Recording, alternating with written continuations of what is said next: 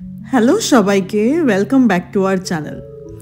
আজকের ভিডিওটা একটু অন্যরকম বলতে পারেন। এই ভিডিওটা আমার জীবনের একটু স্নিক পিক। এখন আমরা আছি রয়্যাল অবজারভেটরি অফ বেলজিয়ামে। গত 5 বছর ধরে এখানেই আমি কর্মরত, তবে আজ এখানে আমার শেষ দিন, তাই আজকে এসেছি শেষবারের মতন সব জিনিস গুছিয়ে নিতে। ঠিক 5.5 বছর আগে সম্পূর্ণ একা আমি পাড়ি দিয়েছিলাম কলকাতা থেকে বেলজিয়ামের পথে আমার পিএইচডির জন্য। তখন আমার 24 বছর বয়স। রয়্যাল অবজারভেটরি থেকে পিএইচডির অফারটা পাওয়ার পর অনেক ভেবে ডিসিশন নিই যে আসবো। বাড়ি থেকেও অসম্ভব সাপোর্ট ছিল, তাই 2019-এ 26শে আগস্ট আমার ডক্টরেট হওয়ার যাত্রা শুরু। যখন এসেছিলাম এই দেশটা ভীষণ অচেনা, ভাষাও জানা নেই ঠিকঠাক, কিন্তু স্বপ্ন সত্যি হচ্ছিল, তাই তখন আর এগুলো স্ট্রাগল বলে মনে হয়নি।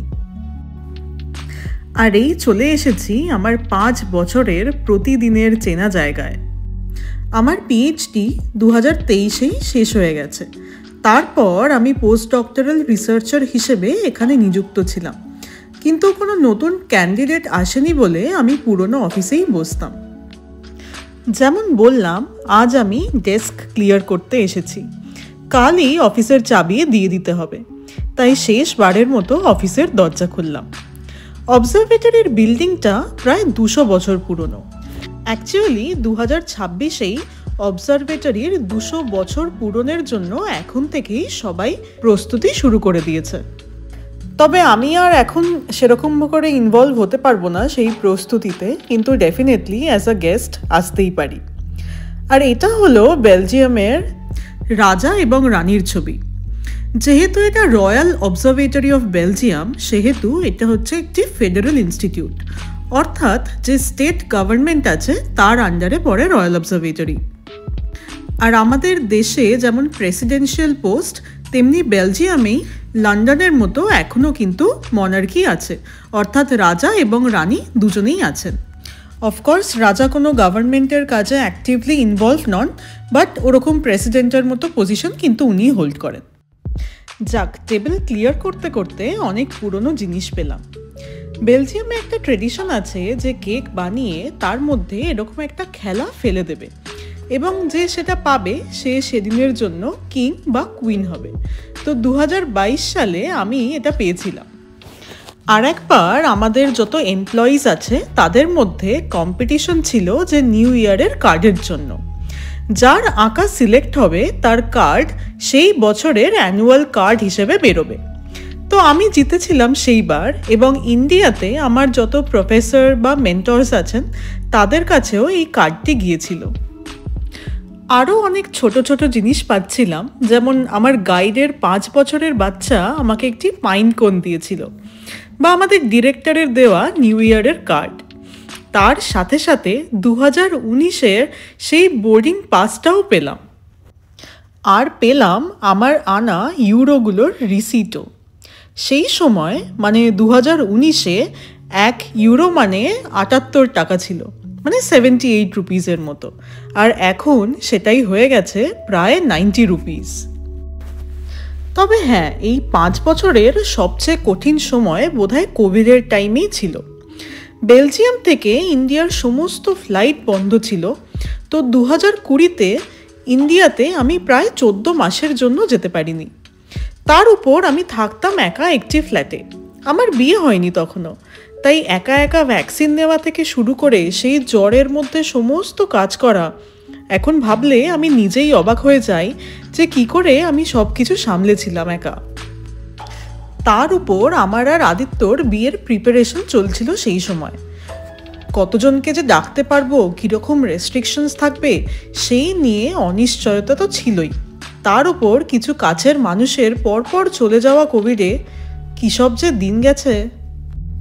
যাকে কথা বলতে বলতে আমরা চলে এসেছি আমাদের মেন ডিপার্টমেন্টের করিডোরে, অর্থাৎ আমি সোলার ফিজিক্স নিয়ে কাজ করি, আর এটা হলো আমাদের সোলার ফিজিক্স ডিপার্টমেন্টের করিডোর।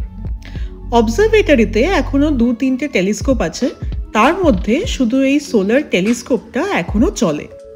সোলার টেলিস্কোপ মানে এটা দিয়ে শুধু সূর্যকেই দেখা যায়, রাত্রিবেলা কিন্তু এই টেলিস্কোপ কাজ করে না। আর আমাদের অবজারভেটরিতে আমরা যে কজন কাজ করি তাদের মধ্যে আমিও কিন্তু সোলার টেলিস্কোপ অপারেট করতে জানি।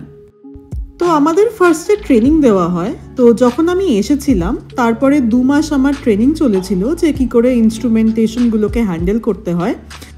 আর তারপরে সবার এক সপ্তাহ করে ডিউটি পড়ে, অর্থাৎ যে সোমবার থেকে ডিউটি করবে তার পুরো রবিবার অবধি ডিউটি চলবে।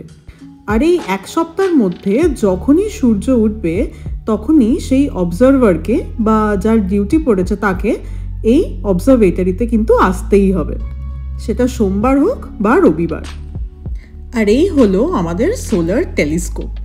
আপনারা যদি গুগলে গিয়ে ইউসেট টাইপ করেন, অর্থাৎ ইউকেল সোলার ইকুইটোরিয়াল টেবল, তাহলে কিন্তু এর বিষয়ে আরও জানতে পারবেন। যেহেতু এটা একটি রিসার্চ ইনস্টিটিউট, তাই এমনি দিনে সাধারণ লোককে ঢুকতে দেওয়া হয় না, কিন্তু অবজারভেটরি থেকে মাঝে মাঝে ওপেন ডোরস অ্যারেঞ্জ করা হয়। আর সেই সব দিনে বাইরের সব লোক এসে দেখতে পারেন যে কিভাবে টেলিস্কোপগুলোকে মেনটেন করা হয়, বা আমরা কিভাবে তাদেরকে চালাই, বা সেখান থেকে কিভাবে ইমেজেস প্রসেস হয়।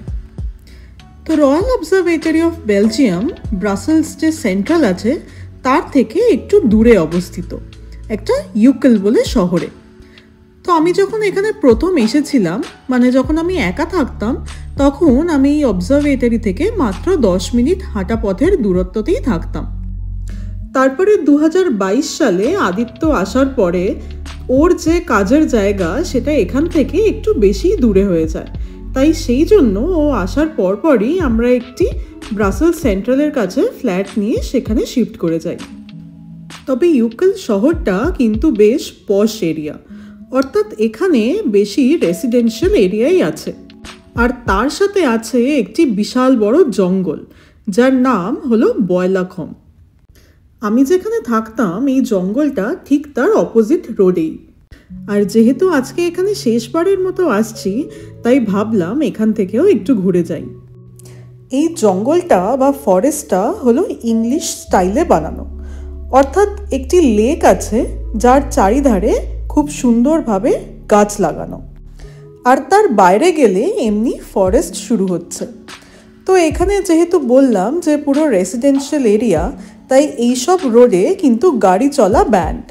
এখানে মানুষজন ছোটে তাদের স্বাস্থ্যের জন্য, বা সাইক্লিং করে, বা এমনি কেউ কেউ ঘুরতে আসে তাদের পেটসদের নিয়ে, যেমন কুকুর বা বেড়াল নিয়ে, বাট গাড়ি করে আসা যায় না। আর এই যে লেকটা আছে তার মধ্যে একটি রেস্টুরেন্টও আছে। যখন বরফ পড়ে তখন এই লেকের জল কিন্তু পুরো জমে যায়। তবে সামার, স্প্রিং বা অটামে যখন অত ঠান্ডা থাকে না, তখন এই লেকে কিন্তু সবসময় বোটিং হয়। তবে রেস্টুরেন্টে না এলেও এই পার্কটাতে এমনি হাঁটলেই মন ভালো হয়ে যায়। আর এখন যেহেতু অটামের সময়, অর্থাৎ পাতা ঝরার সময়, তাই গাছগুলো এত সুন্দর রঙে রাঙিয়ে থাকে যে দেখলে মন ভালো হবেই।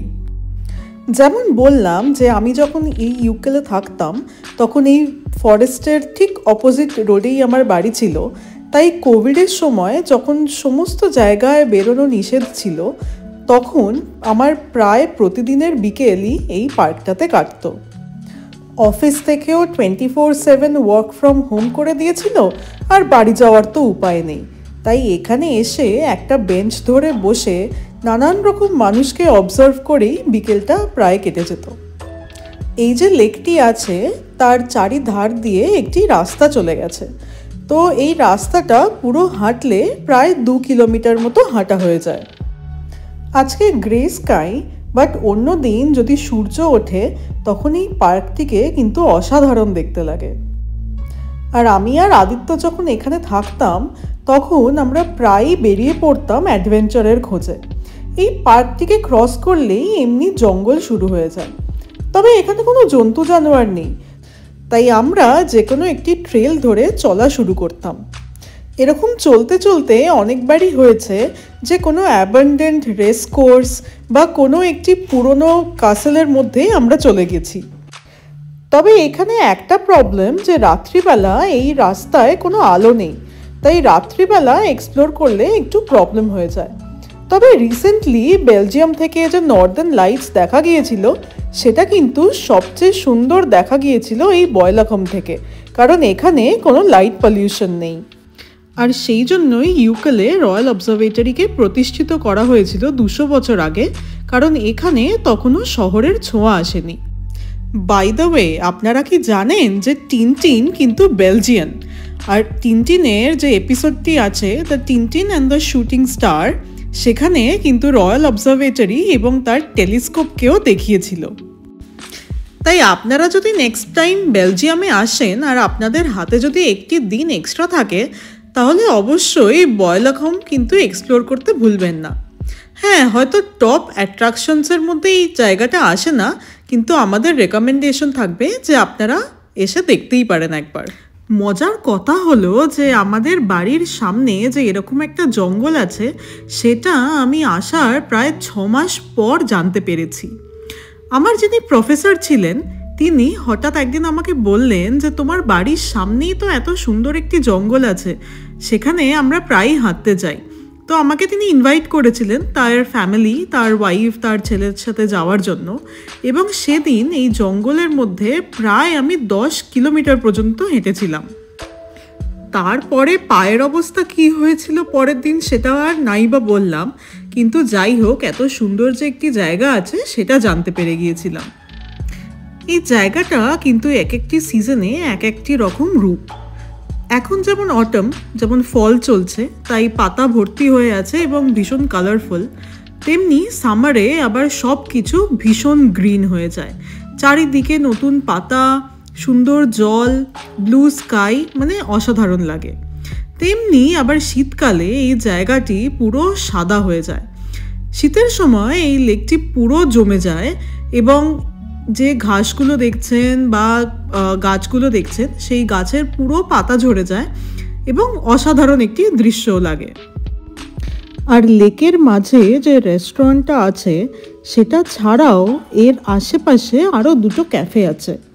তাছাড়াও এখানে ওয়াফল কার্ট বা যে গাড়িগুলো থাকে, যার জানলা দিয়ে গরম গরম ওয়াফল ভেজে দেওয়া হয়, বা গরমকালে সেগুলোকেই আইসক্রিম কাট করে এখানে কিন্তু সর্বক্ষণ সেগুলো চলে। তো কথা বলতে বলতে আমরা প্রায় একটা চক্কর লাগিয়ে ফেলেছি এই লেকটির। তো এখন বাজে দুপুর 2টো মতো, তাই এখানে একবার চক্কর মেরে আমরা চলে যাব আবার রয়্যাল অবজারভেটরিতে। যাক, আজকের দিন শেষ, আর সাথে সাথে রয়্যাল অবজারভেটরিতে আমার জার্নিও। এই 5 বছর যে চোখের পলকে কি করে কেটে গেল বুঝতেই পারিনি। আজ শেষবারের মতো দরজাটা বন্ধ করলাম, কারণ অন্য এক জায়গায় দরজা খোলার পালা। কিন্তু প্রথম কাজের জায়গা হিসেবে অবজারভেটরির আমার কাছে একটি অন্য জায়গা। যাকে আজকের ভিডিও আমরা এখানেই শেষ করলাম। তো কেমন লাগলো অবশ্যই আমাদের কমেন্টে জানাবেন। আর আপনারা অন্য কোনো অবজারভেটরি দেখেছেন কিনা সেটাও কিন্তু আমাদের জানাতে ভুলবেন না। আর এই ভিডিওটিকে ভালো লাগলে do like, subscribe and share our videos, and please do subscribe to our channel the suitcase couple. দেখা হবে পরের ভিডিওতে।